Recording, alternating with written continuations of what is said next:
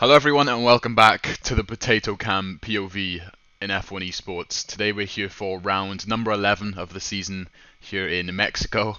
And if you watched the previous F1 Esports video, that race in Imola where we tragically lost any chance of the win on the final lap of the race, we went into Mexico a few hours later for that race. So yeah, at this point I was pretty down, as you can imagine, from the events that happened in Imola. So the mentality was just to go for it. The track is an interesting one. I'm sure a lot of you know how the track limits are, especially turn 2 and 3. It's pretty ridiculous actually. If you take a risk and you start corner cutting and you can nail it, then you can gain up to a tenth just from corner cutting properly. So yeah, Mexico is a tricky one, but my mindset at this point was to just go for it. After what happened in Imola, it really couldn't get much worse than this. And you actually joined me in Q3, so surprisingly, after everything that happened, and on top of that, my pace in Mexico was fairly mediocre. It was good, but nothing special. I was actually happy to get into Q3. And to be honest, I remember thinking back at the time, because obviously, I was depressed and everything after Imola. I was like, honestly, I would take P10, P9.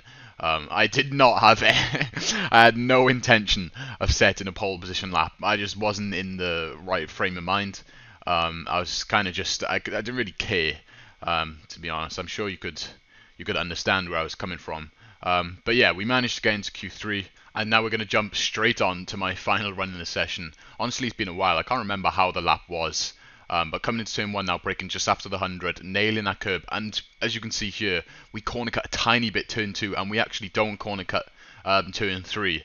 And I can tell you now that that was not the right choice in terms of going for pole, but it was consistent at least. Coming into the middle sector now, nailing that apex and that right-hander. One thing that I do well, I think, and I've done this over the course of the season, is just smoothness, not overdriving, making sure I'm hitting the apexes, carrying good speed through at least most of the corners anyway. The middle sector was quite messy for me.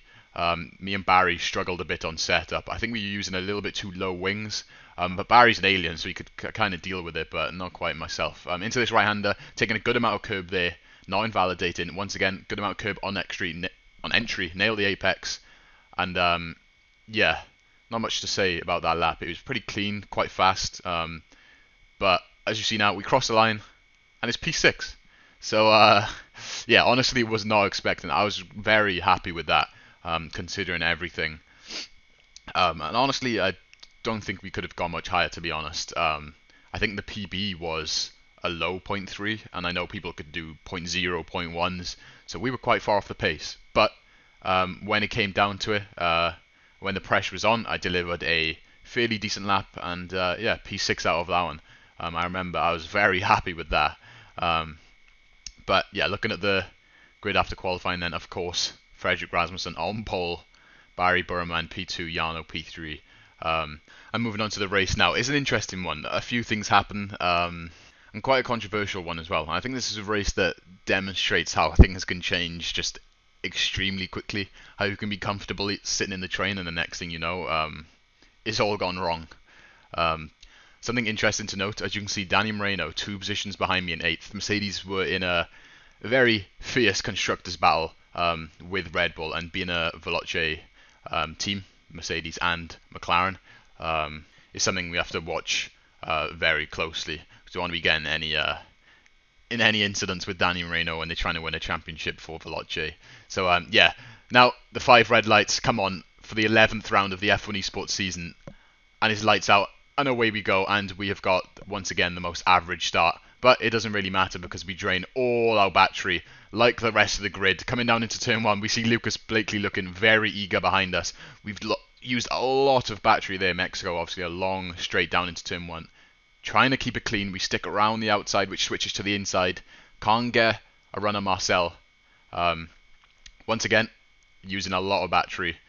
We had a little bit of a gap behind us, so we try not to use much, but we still end up using because, Esports, and now we're scared of getting absolutely dive bombed.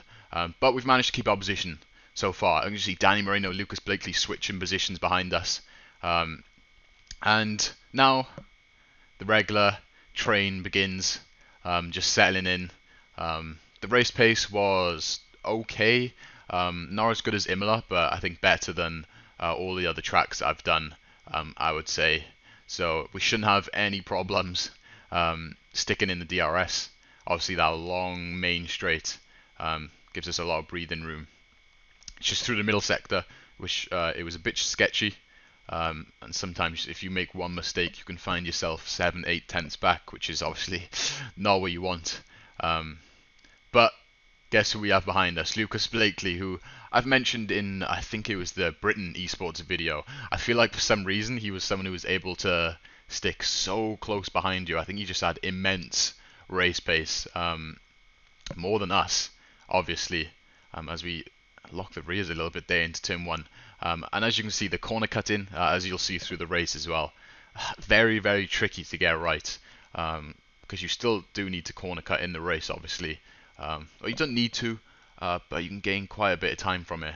And something interesting as well, Nicholas Longa is dropped off the front of the pack, and that's because them three, Jarno, Freddie, Barry, are on soft tyres, so they're going for the other strategy. We'll see how that plays out later on. So right now we're actually in quite a good position. We're third on our strategy. But I'm going to skip on to where things get very, very wrong. So on to lap 8, as you can see, finishing off sector 1, and we see Lucas again run on us. So what we do, we just brake too late, and we've just gone completely off the track, and got a straight up penalty. And as well as this, Lucas has gone clean around the outside, almost get turned in on there. And yeah, that's a position lost and a 3-second penalty, which should get taken off of us at the end of the race, considering I got 3 warnings at once. So skipping on to lap 10 then, as you can see, we're still in the train in P7. We're just chilling, and if you look behind us, that is Danny Moreno going into the pits. Now, just make a mental note of where Danny Moreno finishes this race. Lap 10 is fairly early. We was planning to go anywhere between lap 11 and 13, if I remember correctly. I'm not sure what I actually end up doing. We'll find out. But yeah, we were just chilling right now in this train. Obviously, it's not much you can do at all. The only way you can really make an overtake is just being over aggressive, or a mistake like I made, which can happen. That was a classic example of just putting someone under pressure, what Lucas did to me, which forced me to brake a bit later, and it was too late, and that's how he got the position off me. So yeah, pretty good move from Lucas there, showing a little bit of inexperience on our side, but you know, these things are always going to happen. We learn from it. But yeah, still chilling, 4 tenths back from Lucas. Can't really get any closer because our race pace is not anything special. But we are still with the lead medium runners. We have not dropped off at all. As you can see there, that's Nicholas Longway, the lead runner on our strategy. And now as we finish off lap number 11, that's our teammate in the pits, meaning that we can't go in this lap even if we wanted to. So that's extremely unfortunate. And now Lucas Blakely, who I assume was going to use all his battery on this lap, try and make a break for us so we can get an overcut on everyone else who's pitted. Because as you can see, we're the only ones left, along with, well, Michael and Tormala, who's carried on. So yeah, unfortunate there, the Barry pit. I think lap 11 definitely would have been a bit better for us. But yeah, it is what it is. And as you can see now, Lucas, using that magic race pace that he has got a gap to 8 tenths in pretty much a sector, which is pretty unbelievable. He probably had a lot of battery to use up as well from sitting in the train. And now as we make our pit stop, obviously no getting held up in the pits, but you'll see now what one lap undercut can do, especially in Mexico. The fact that Barry, as you can see, that's Brendan setting the fastest lap, who was qualified quite low down and behind us, and we have been jumped by Tanitza as well, and Brendan, and Moreno. Pretty much everyone who pit much earlier than us is now ahead of us. So yeah, pretty unfortunate that we had to pit the lap that we did. I think we've lost like 3 positions now, and that's pretty much it, to be honest. You would think everyone so close. Look at that train, very big train. You think that everyone will be battling and losing positions, and as you can see here, that is the case sometimes. Tanitsa and Lucas going side by side there and battling. But unfortunately, positions aren't normally lost when these battles happen. There's no crazy dive bombs or anything like that. The drivers are pretty smart, and yeah, they may take fights which cost them time, but they won't do anything that could potentially end their race or sacrifice a bunch of positions. As you've seen there, they were going side by side and fighting for their position. But they didn't allow me to capitalize on it by losing a bunch of time. Normally a driver would back out if they know that the position is lost, etc. So yeah, as you can see on this straight now, we're trying to get a move on Tanitsa. We use a lot of battery. We see he's flashing, so we have a little bit more ERS than him. We go to the inside. We're finally going to make a move into turn 1. We brake late. Tanitsa hangs it round the outside. We try and go for a switchback, but we don't get a grace of exits, and that's Tanitsa staying ahead of us for now. We could have gone for another move here, but we just decide to recharge our battery. Only 15 laps in, still got 10 to go. Yeah, to be honest, I think if I tried to hang around the outside, it's a possibility we could have got a move done, but it's also a possibility that we went side by side again through turn 2 and 3 and broke out of DRS from the rest of the pack. As you can see, Tanitsa already 7/10ths back. Something you gotta be careful of. You may get the overtake done, but if you've just spent all that time battling and you've lost DRS to the cars ahead, then you're not going anywhere else, and you're probably gonna get overtaken by the car you just overtook because you haven't got DRS anymore to help you. So yeah, you have to be kind of smart. I think that was the correct idea by me, just to back out of it, not lose DRS, and we can go for it again maybe a bit further down the line. So yeah, once again we use all our battery, a bit eager after that last lap attempt to go again, but just how the trains are in F1 Esports, we don't get close enough to pull off a fairly easy move. But yeah, nothing really happens apart from this. I think a few changes here and there up front.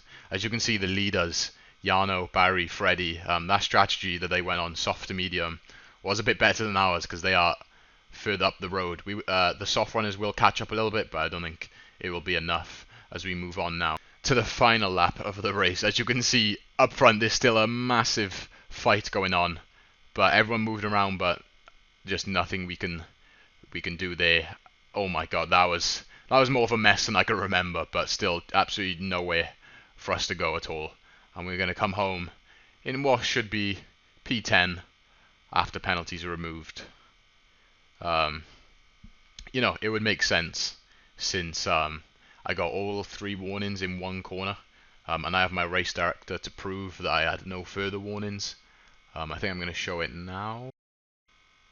Yeah, I had 1 further warning, meaning I had 2 warnings total. So I should have my 3 seconds removed and get a solid 1 point for the team. But as you probably might have suspected by now, it didn't get removed, which is absolutely, yeah, brilliant. To this day, I still not sure of the full reasoning why. I'm just going to say F1 Esports stewards, just leave it at that. I'll let you make of that what you will. But yeah, absolutely robbed of my first point in esports. But yeah, not to worry because Brazil highlights will be coming soon. Thank you all for watching today. Hope you enjoyed the video. One more esports race from this season, and then just full focus on the league racing videos. But yeah, once again, thank you for watching, and I'll see you in the next one.